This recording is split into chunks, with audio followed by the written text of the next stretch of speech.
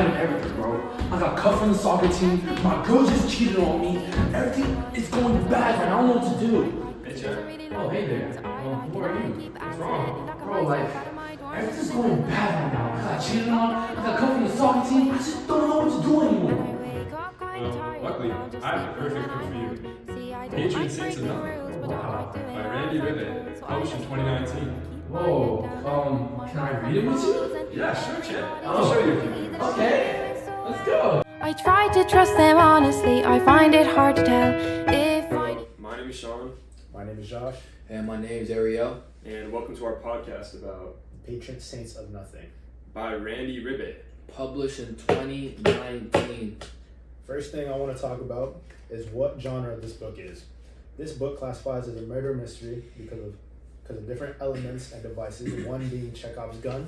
An example of Chekhov's gun in this novel is Jay learns about the problems in the Philippines from his Instagram page, Gising Napa, and later we learn that this Instagram page was actually run by June, his dead cousin Grace. Yeah, I agree with that. I think that is a big thing in murder mystery books that make it a murder mystery. I want to talk about how there's a lot of foreshadowing in the beginning of the book, foreshadowing of like the involvement of drugs in June's life, which caused him to get kicked out of his house.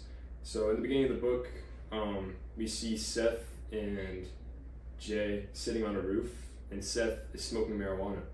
And later in the book, we see other stuff like M suggesting that June maybe died from overdosing. So just like little things like this foreshadowed June's involvement with drugs. And yeah, and drugs is a really big element in this book. So I think that's Well a good said. foreshadowing. Well said. So Ariel, what do you think about examples of red herring in the book? Man, that's a good one. Well, there's a lot of them in this book, and a big one is when Jay found out about his death, about John, his cousin. They were really close. Obviously, he wants to look more into it, and surprisingly, an anonymous account slid up into his DMs and was sending him a lot of information about John, about how he died, and like that was like crazy to Jay. Like he actually got a big step to try to find out the mystery on his death. You know what I'm saying? And what's the novel? A murder mystery. And that's what we like. That's what we love. Yeah? Later on in the book, we find out that it's his cousin. And the reason why this is a red herring is because it's so misleading, because you have no idea that it's his cousin Grace. Who would have thought? It could have been your mother, your dad, anyone, bro. So, wow. You don't get a lot of Instagram DMs, do you? Oh man, it's been 3 months.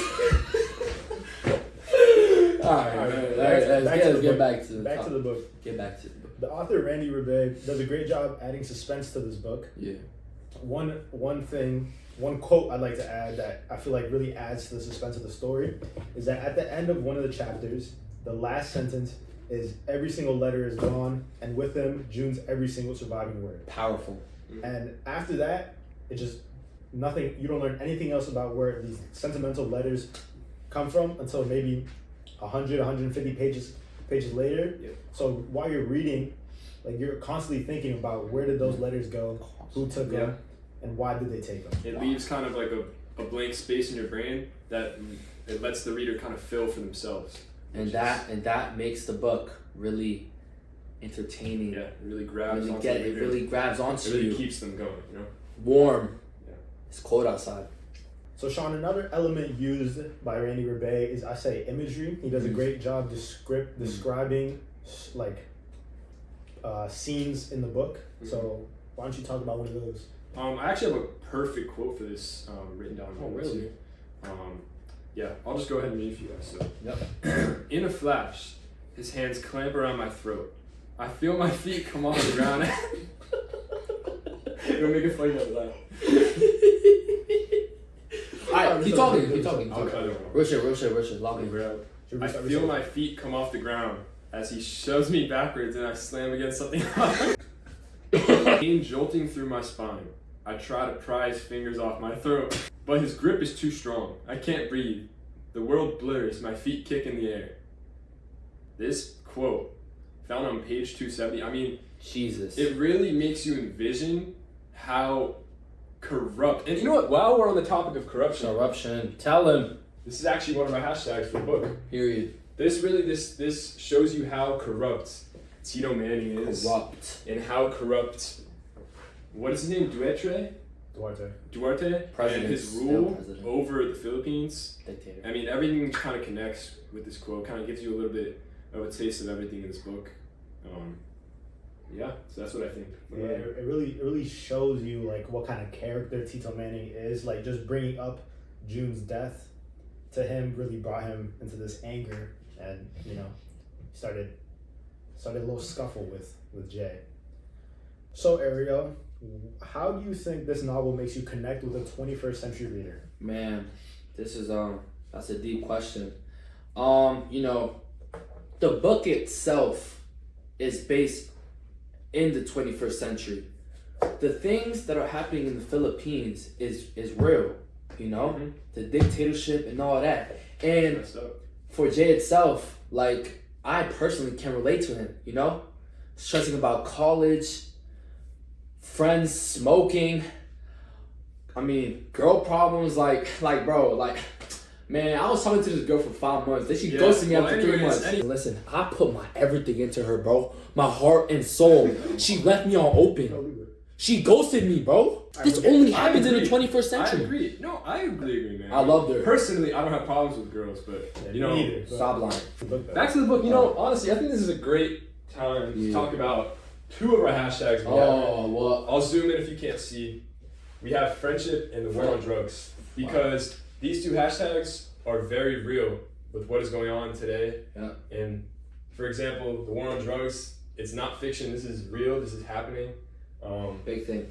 And it's a real thing. And I think this leads to the next question, which Ariel's going to ask me right now. Well, Sean, what elements make this book a good read? So personally, and this is just my opinion, I don't know if you guys agree with me, but I think it is a very easy book to understand. And I don't know if that's because of the time it was written in and with like the Gen Z terminology maybe. No, that's But I agree. yeah, and I think it's also really easy to connect to Jay, because I mean he's going through college applications, he's going through maybe, you know, girl problems like Ariel. Man. No, he's going through struggling to, you know, kind of feel like himself and kind of like, yeah, like find himself, you know, kind of like blend in with his friends. Like, you know, in the beginning of the book, Seth is smoking pot, and he kind of like declines it. I think people struggle with that, you know, peer pressure and stuff like that. Yeah, that really relates to another one of our hashtags, culture differences. Cultural differences, man. Seth talks to Jay about how he's too white. Like he feels like Jay isn't a true Filipino. Like he kind of just acts like every other white dude in his school. Yeah. So that really hit Jay. Yeah. And you know, he takes this to heart. So when he goes to the Philippines, he really tries to find himself. Mm-hmm. And at the end of the book, he even decides to take a gap year from college to really reconnect with his Philippine side. Yeah. And he'll revisit the Philippines for a whole year to really find himself and find what he truly wants to do, because he later finds out that college may not be the best option for him. Man, he'll find something all right. I think this also can be added on to portrayal of emotions in this book. Oh yeah. Because you really see depression and guilt, for example, you know, him feeling guilty about not responding to all of June's letters and stuff, and just portrayal of, you know, not feeling like a true Filipino, for example, feeling just like every other white kid in school. I mean, that really made him upset. I don't know if you guys remember listen, that. this goes to show, value every single moment in life. You know? Life is short. Yeah, Value every single second. I'm valuing this moment with my friends. Hashtag friendship. No. You know what I'm saying? Yo. Good shit, bro. Alright. So what do you guys think can be learned from this book, but Josh specifically? Alright, so from the book, like Ariel mentioned earlier, you learn about the actual problems in the Philippines, the economic state. You learn a lot about the poverty there. Like every corner you'll see a homeless person, and that's truly awful. You learn a lot about the actual war on drugs. Like, you see that a lot of people are being killed for being drug users or drug dealers. But also from this book, a little bright side to it. You learn a little bit of words of Tagalog, like our last hashtag. Yeah. You know, throughout the book, they throw in a little bit of words and the definitions, so you could really just learn a few things new. So, Ariel, I don't know if you have anything else to add on to that. Well, actually, good thing you asked. I mean, as you can see, John was close with his cousin, you know, and reading this book, it kind of hit deep to me, you know, like I said before, we're not here for long, and like family is really important. Family is like one of the most important things that we have, you know. Well, to finish off this amazing podcast, what would you give this book? Personally, I would give this book. See, I want to give it a 6, but I'm gonna give it a 5, just because I really dislike the ending. I feel like there could have been a little bit more. I feel like you kind of learn a lot about the ending in the beginning or the middle of the book, and I kind of think that makes it just a little like, you know, I don't know. What about you, Josh? So out of 10, I think I'd give it a 7. I'd say throughout the book, there's a lot of action. You're kind of never really bored. I agree. Like there's always a new character, a new setting, a new thing you learn. But like Sean said, I think the ending just wasn't enough for me. Like I expected June to truly be this hero that Jay and Grace thought, but in the end, you kind of just find out that June was just like everybody else in the drug war. Yeah. What about you, Aria? Damn, like to be honest, out of 10, I'll give it like a cool 7.5. You know, like they said, like the book was entertaining in certain points, in certain moments of the book. You know, there was a lot of action, there was a lot of culture, and I love that. A lot of suspense, a lot of red herrings, a lot of murder tropes. Exactly, all that good stuff that we learned in high school. And the thing is, the ending is just like, it's like it kind of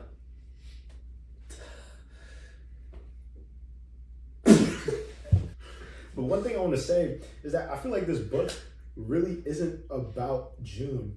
I kind of feel like reading it, it kind of made you feel it was more about Jay finding himself.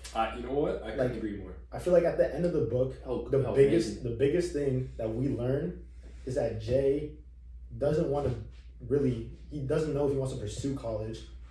Yeah. He knows that he wants to return to the Philippines because this little part of his life, this journaling part of his life, really affected him. And took a piece away from me. He had to get that back. Yeah. So. Yeah. Everyone, I'm telling y'all, bro. First book I read in like 5 years and I love it. You know. Get it. It'll change your life. And that's it. We'll catch y'all. I'm See 3 y'all in the days next into one. college and I'm 3 lectures behind. There's this guy, let's name him Colin. He says he wants to be mine, but it doesn't really sit with me quite right, cause he doesn't really like